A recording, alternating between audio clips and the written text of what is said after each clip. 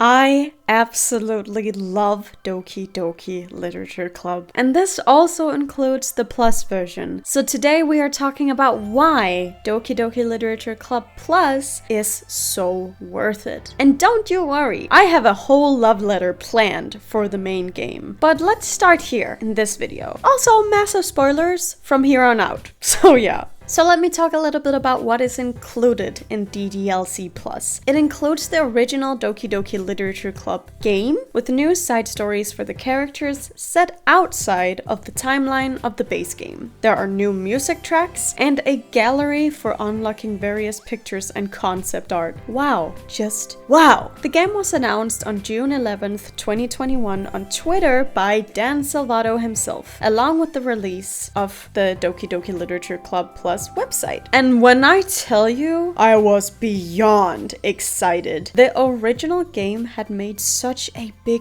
impact on me that I just knew I had to get Plus as well. But let me actually talk more in depth about the game features. Because now we are, like I said before, blessed with 6 new side stories. The side stories are of the girls and how they became friends through their struggles and adversity. These 6 stories are with different pairings of each character, allowing every combination of character to be given the spotlight for their individual tales. The stories each last for 2 parts. The total length of all the side stories is stated to be about 50% of the length of the original game script, including all branches and alternative scenes. And I'd agree with that, but to be honest, it more than delivered on more content for sure. And you know what? I kinda wanna do a breakdown of each story in this little video because I just had the best time ever playing through them. And I even teared up a few times. Once again, spoilers, 'cause in depth.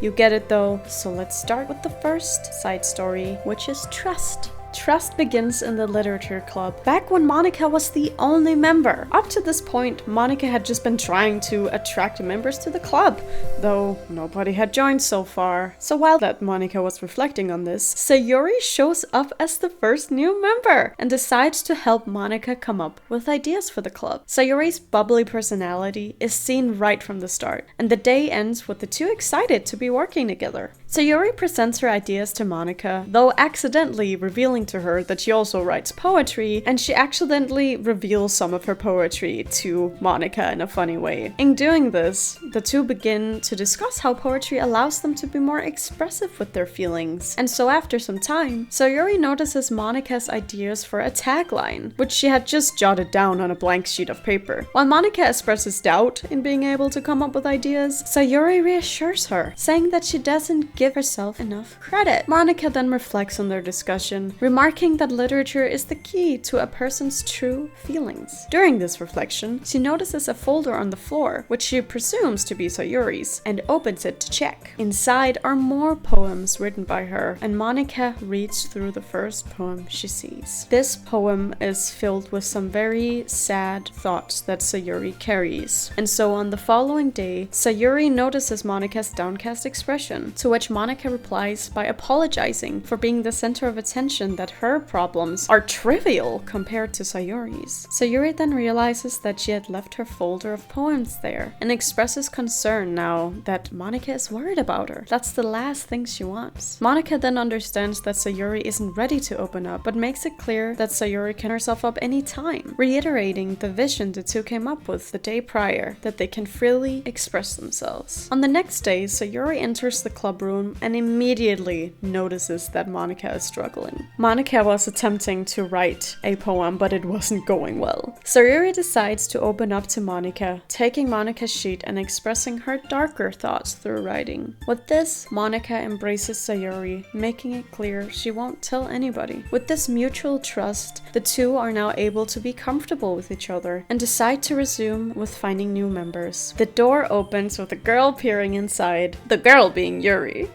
This side story just sets the scene as to how the rest of them will be. Heartwarming and absolutely amazing. We do not get to see the girls interact like this because of course not. Since the thing that can distract even the strongest of friendship, a boy, is present in the real game, original game.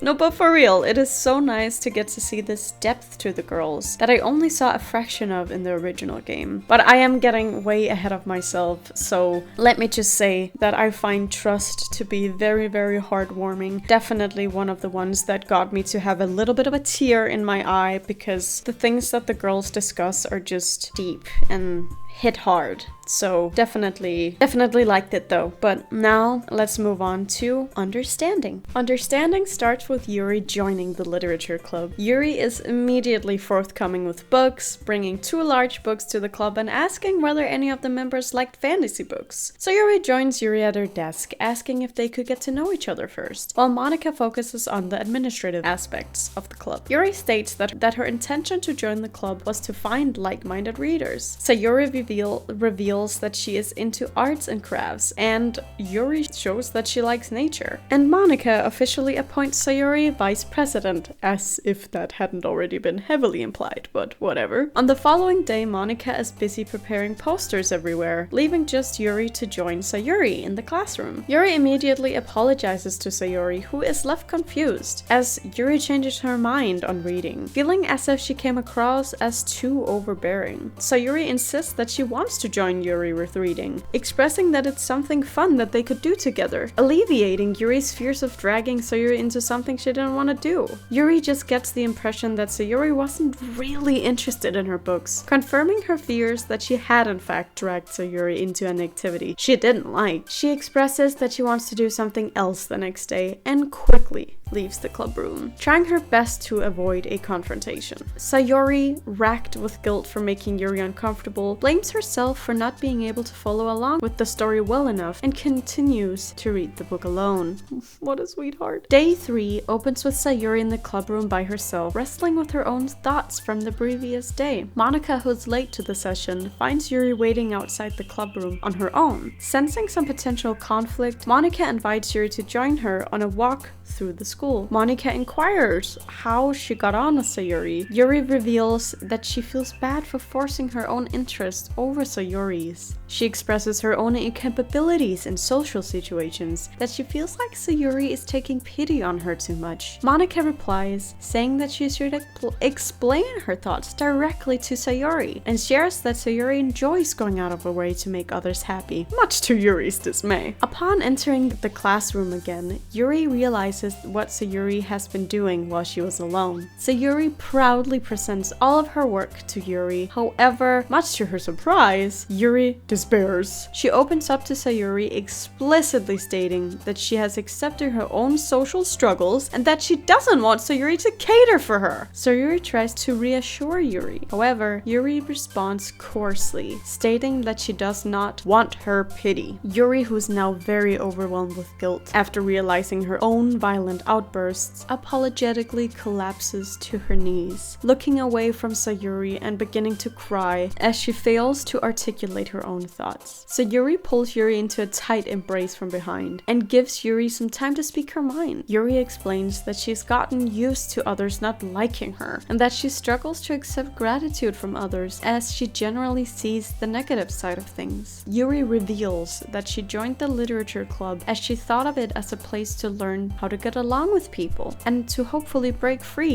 from her encompassing social anxiety. She wants to discuss her books without feeling like she is being too overly obsessive and dragging others into a conversation they don't want to be in. Sayuri thanks her for her openness and reiterates that no matter what Yuri thinks, Sayuri already likes her for the person that she is. With this mutual understanding of each other's needs, the two return back to reading the book, feeling much more relaxed. Monica returns to the club room and Yuri offers to return Sayuri's gratitude by asking her to teach her poetry instead, concluding the side story. And man, oh man, this side story in particular also kind of got me in my feels, because the whole communication misunderstanding and the way that they just want the best for each other, I have absolutely nothing to say, but I absolutely adore the love that they show each other. And the picture of Sayuri just holding Yuri with all the love in her heart just will continue to make me all warm and fuzzy inside. Even though Yuri was like, please ask if you ought to hug, and then Sayuri says like, oh, I'm so sorry, did you not want to hug? And Yuri's like, yeah, I did, just saying.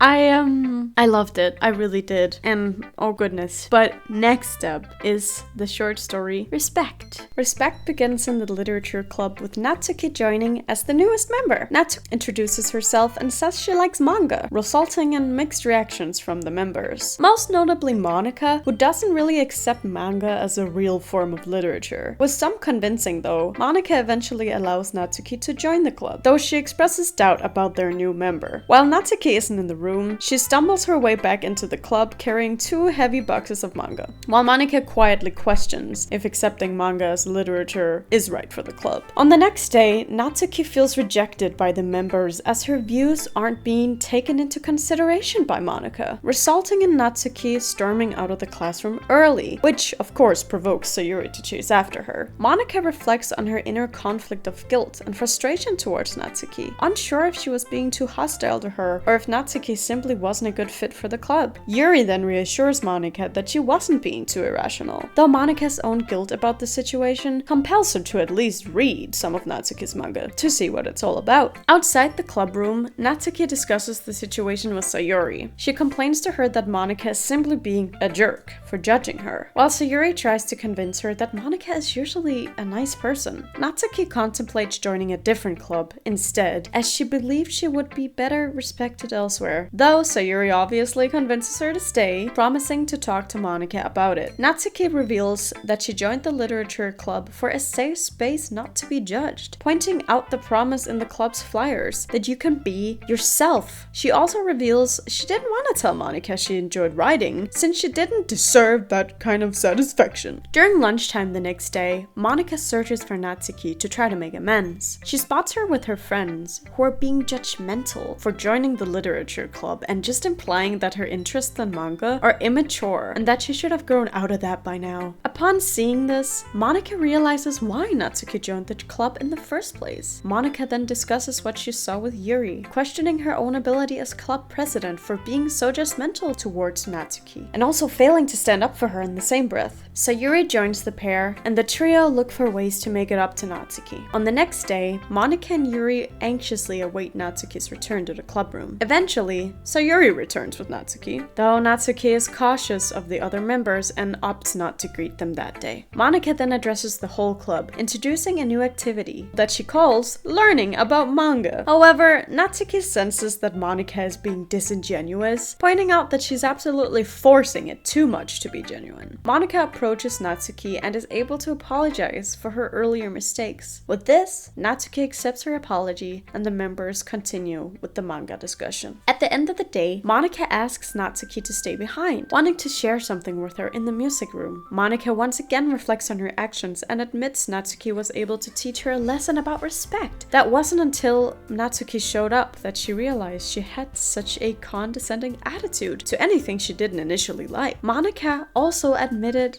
that she read some of her manga and reveals that she started to learn how to play the piano after relating to a character in the manga. The two then gather around the piano and Monika shares a song that she wrote for the club after only a week of practice, contrasting with her perfectionist attitude observed when Natsuki first joined. Natsuki, who is flattered, admits she was equally as abrasive towards Monika, and the two are able to make it up to each other, concluding the story. Once again, this one is just so sweet, and oh my goodness, I feel so bad for Natsuki. It's not even funny. I feel like she's almost forgotten just a tiny little bit in the main game. Like, her death isn't really as dramatic, it's more like all up in your face and monster-ish to me. But in this, in Doki Doki Literature Club Plus, I feel like you actually get to see more of her background and where she comes from. And her friends are really so mean to her. Like, are you kidding? I would hate to have friends like that. I've definitely had friends like that. I don't enjoy having friends like that. So I could just really relate to being almost like, just like, I would honestly say bullied for your interests by your friends. It's just not great. And so I find it really interesting and good that Monika sees what she has done and wants to make it up to Natsuki in this whole thing. It is big for a person to be able to do that and put your own pride aside, if you will. And I love it. It's so cute that Monika then plays her the song, and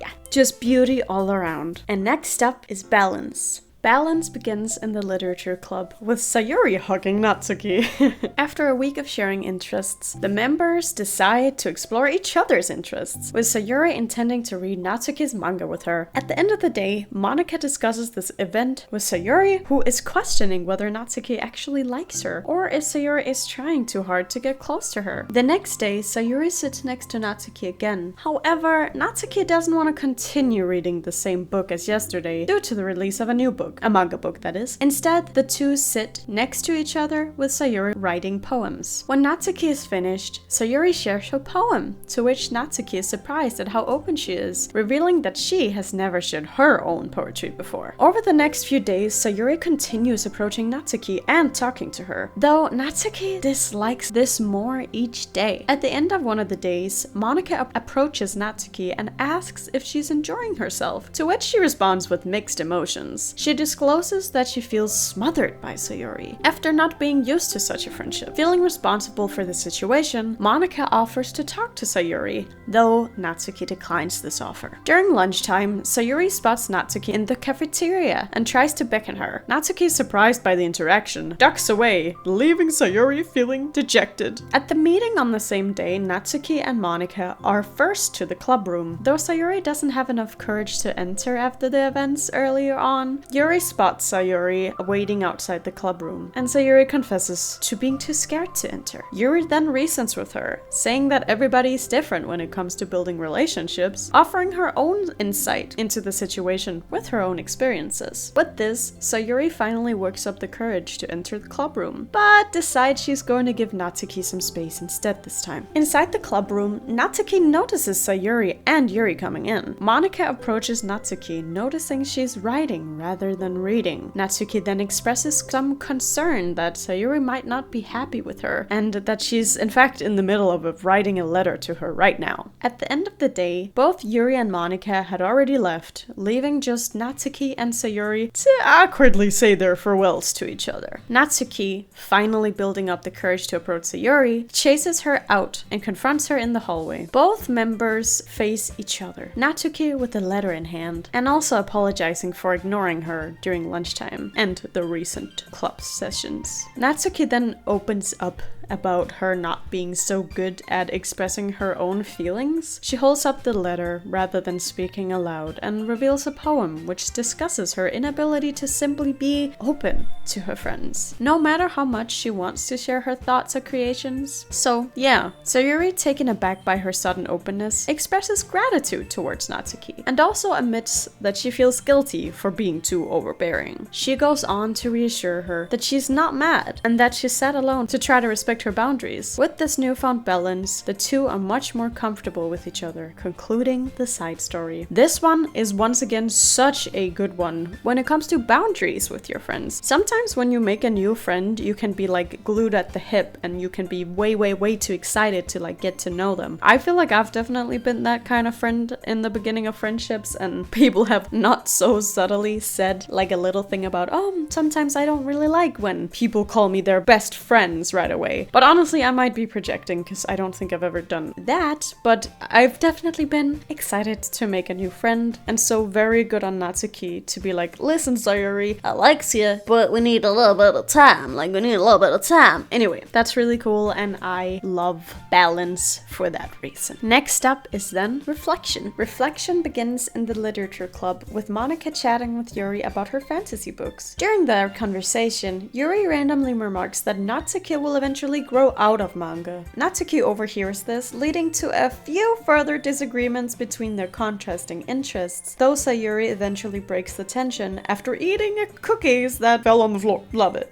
Natsuki left the club room though, but after the disagreements, like Natsuki's blunt attitude actually causes Yuri to reflect on their interaction, leaving her feeling as if Natsuki disrespected her own reading interests. Monika attempts to mediate her feelings, saying that it's normal to be passionate. Yuri remains skeptical about this. On the following day, Monika addresses the club with a special meeting, wishing to discuss the differences in literature in a constructive manner. This doesn't really go over well though, and Natsuki is hesitant and she doesn't understand why she must filter her own language. Monica proceeds with the discussion and invites Yuri to talk about her opinion on manga. Yuri initially rejects this and saying that nothing productive could come out of this conversation, but she does add her 2 cents about the topic anyway. In her thoughts, she describes manga as more immature to what she currently prefers, and that she's moved past that. That of course provokes Natsuki and causes her to be quite offended. Monica attempts to interject, though this just leads to more conflict between the two. Yuri's rather angry at this point, and she asks Monica not to involve herself next time, and she then leaves the classroom. Similarly, the previous day, Natsuki reflects on the interaction, believing that Yuri is acting too condescendingly to her and that there's no need for further discussion really. At their next meeting, both Sayuri and Natsuki are present in the club room. Sayuri tells Natsuki that Monica is outside the club room waiting for Yuri in case she doesn't want to enter the club room. Natsuki fails to understand that Yuri can't control her feelings and would rather wish that nothing ever happened. Natsuki expresses her dislike for Yuri's attitude, but also confides with her that she herself always seems to get into conflict with everybody and considers herself being the problem rather than Yuri. She goes on to explain that she struggles being vulnerable as she's used to people bullying her. Sayuri opens up to Natsuki as well, revealing that she has depression, but that Natsuki shouldn't have to blame herself for her own feelings. Outside the club room, Monica spots Yuri at a stairwell reading on her own. Yuri is immediately apologetic about the event from the day before. Though Monica reassures her that she isn't mad at her, Yuri goes on to explain that she constantly sees the negative side of things and that she struggles with having a normal conversation without upsetting anybody around her. Monica tells Yuri that she doesn't need to feel bad for thinking so harshly of Natsuki, that it is fine if you can't control that emotion, rather only how you express it is important. Monica shows her appreciation towards Yuri for displaying her true emotions, giving the idea for Yuri to write a letter to Natsuki rather than having a talk. During lunchtime the next day, Yuri seeks out Monica. Monica spots her and joins Yuri outside, who asks for Monica's help in writing the letter to Natsuki. The two enter an empty classroom and they start writing the letter. Monica helps to structure the letter into 3 paragraphs, recognizing that Natsuki is still vulnerable and that she should make it clear that Yuri is ready to respect her and her interests from the start. They call the letter reflection, by the way. Neat little detail. A while passes and Yuri discusses her own revelations with Monica, saying she finally understands that everybody is in good faith and that she now realizes that a person's behavior is not strictly indicative of how they wish to be. At the end of the day, Yuri asks Monica to deliver the letter for her, as she would rather not watch Natsuki read it. Monica obliges, and that concludes that side story. I was like, wait, what happened? Because I was not aware that I had to unlock the rest of the stories. Of course, I was kind of a big dum-dum for that, but I really enjoyed this story as well, and I was very much at the edge of my toes seeing what comes next. Like, are they going to resolve it? What's gonna happen? And honestly, I kind of want to move on already because this low-key, high-key leads into my favorite of the side stories, that being self-love. Self-love begins with Monica having delivered Yuri's letter to Natsuki the day before. Yuri hadn't attended the club when Monica delivered the letter, and she finds herself at a disused stairwell during lunch to calm her anxiety about the next club meeting, where she will meet Natsuki yet again, of course. However, the two girls are forced to meet when Natsuki accidentally finds Yuri's lunchtime reading spot. Natsuki purchases a drink from the vending machine next to them, but instead of leaving, she just sits next to Yuri. The two sit in silence for the rest of lunchtime, and at the end, Natsuki apologizes for being too awkward, but that she isn't ready to discuss their friendship yet. However, at lunchtime the next day, Natsuki returns to the same spot to find Yuri once more, this time bringing her manga to read. She admits that she's there because she wants to avoid her friends, so that she can read her new manga in peace and discuss online friends with others. The two eventually return to reading after Yuri ended the conversation, and then they just sit silently for the rest of lunchtime. The next day, Natsuki returns yet again, noticing a bottle of iced tea waiting for her. Yuri, embarrassed at this point, admits she bought it for her, though Natsuki's lukewarm reaction leaves her with self-doubt. Natsuki promises to do something nice for Yuri in return though. She then goes on to discuss her relationship with her other friends, who are both incapable of taking anything seriously. Yuri seems to gain the wrong impression and suggests that they could do better. Natsuki continues with the discussion discussion, saying that not everything needs to be fixed, though appreciates how Yuri can understand that, unlike the others, and then reassures her that she's a good listener. Yuri explains to Natsuki why she enjoys reading. With this, Natsuki is able to relate to Yuri even more, stating that she also yearns for friendships with her fictional characters. Natsuki once again returns to the stairwell at lunch the next day, though this time she's slightly later after being with her other friends. This time, she has brought a box of homemade cupcakes with her. The two discuss baking, with Yuri indulging in one of her cupcakes, and Natsuki states she enjoys the reactions people get when she gives them cupcakes. The conversation returns to Natsuki's friendships, with her admitting that she is thankful for Yuri's presence as a space to avoid her friends, really. Eventually, Natsuki also admits that she made the cupcakes for Yuri as a way to make her happy and thanking her, though Yuri still protests, insisting that she doesn't need to try and make her feel happy. And for some reason, this is enough to make Natsuki cry, as she calls herself a bad person. Natsuki expresses her own self-deprecating thoughts, saying that she feels bad when Yuri is too nice to her, since she believes that she doesn't deserve such gratitude. She brings up the letter Yuri had written for her in reflection, saying that she only wanted to do the nice things Yuri had written about, but felt like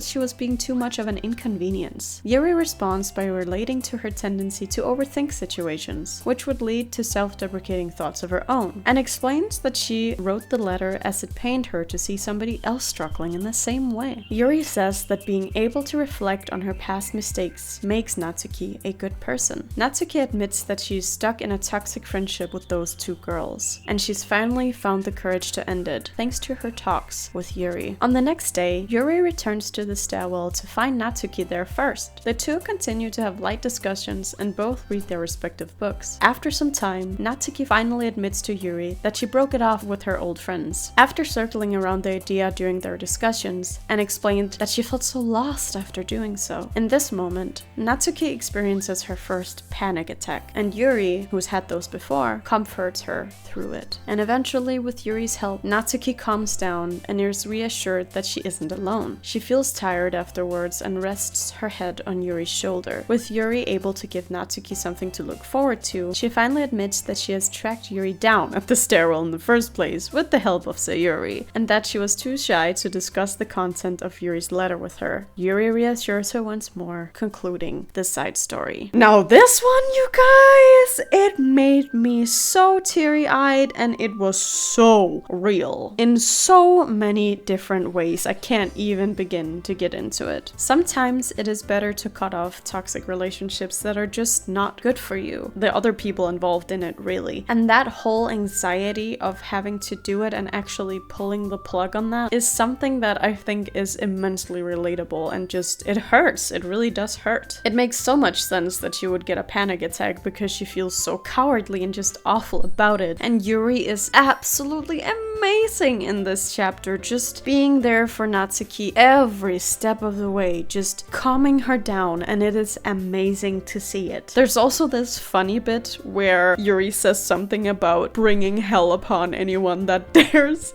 hurt Natsuki, and it is just the best. I suppose I won't spoil the specific things she says, but I guess I kinda did in a way. Anyway, the point is, if nothing else, you should play this part because it just, wow. It is so nice to see Yuri and Natsuki be this close and find a deep understanding within each other. I'm almost getting all touched now, like, oh, it was just, wow, what an amazing chapter. And that brings me to the final, sadly the final side story called Equals. So Equals starts in the literature club with all 4 members present, and it takes place after the other events in the side stories. Monica opens the discussion by talking about the general direction of the club, as the school festival is drawing closer day by day. Monica suggests that they could each talk about what they have gotten out of the club, though Yuri presents some resistance to that idea. But with some convincing, Yuri agrees, and each member takes turns to share what they got out of the club. So Yuri starts off off by sharing that she initially thought of the club as a place to express herself through writing, without feeling like burdening anybody with her problems. She highlights the trust she was able to find in Monika upon first joining, and that it helped her feel less alone, with Monika relating in the same way. She also discusses how the contrast between Yuri and Natsuki helped her understand that people have different needs, and that she wants to help new members feel the same way she does. Yuri continues from Sayuri, stating that she likely wouldn't have stayed in the club if it wasn't for her. She recalls that she first joined the literature club to find like-minded people who were into fantasy books like her, though she was taken aback by Sayuri's personality. She explains that with Sayuri's help, she was able to understand people better, and that she always hated how she couldn't make friends before now. She reasons that with the literature club, she was able to recognize that her habit of overthinking was self-destructive, and that she has only benefited from her experiences with the club. Natsuki goes next, stating that she's in a much better position mentally than she was when she first joined. She explains that with help from the club members, she was able to recognize her toxic relationship with her friends, and that it has taken her up until now to be true with her feelings, rather than hiding them behind her defensive attitude, feeling guilty for being so abrasive to the other club members when she first joined. Monika reassures her that the club would not have been the same without her though, and that it taught her a very good lesson in respect, with the rest of the club members chiming in to offer their own reassurances. Finally, Monika shares her learned experiences, saying that her perfectionism got in the way of seeing the best of other people, and that she has learned she isn't perfect, rather everybody is equal.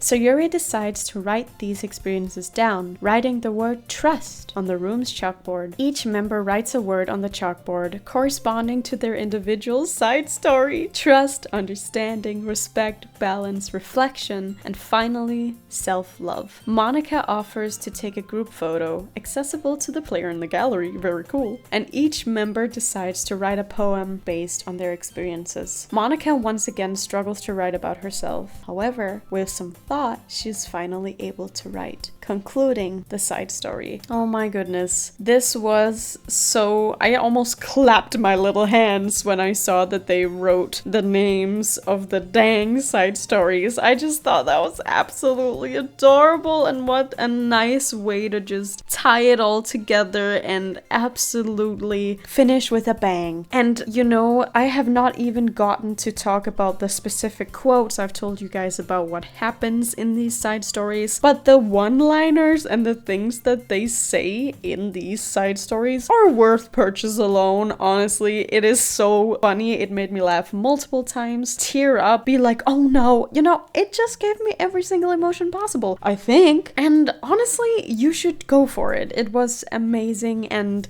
that's that on that. But all of these amazing side stories were not even the end of it. It was not even the end of it. There are 13 additional music tracks featuring Nikki Keelar, I'm sorry if I'm saying these names wrong by the way, as the composer for the side story soundtracks. And I mean, the new tracks have been added to the game, included guest tracks from Jason Hayes and Azuria Sky, totaling the soundtrack to 27. And a built-in music player is also included for these new and old tracks. I adore these songs. They are so good. I keep listening to the one called Stories of Friendship and Literature. It's just like this nice little remix thing going on, and I am absolutely obsessed. I would recommend listening to the songs, because you can on anywhere you can listen to songs, I guess, but you could also listen to it within the game, just saying.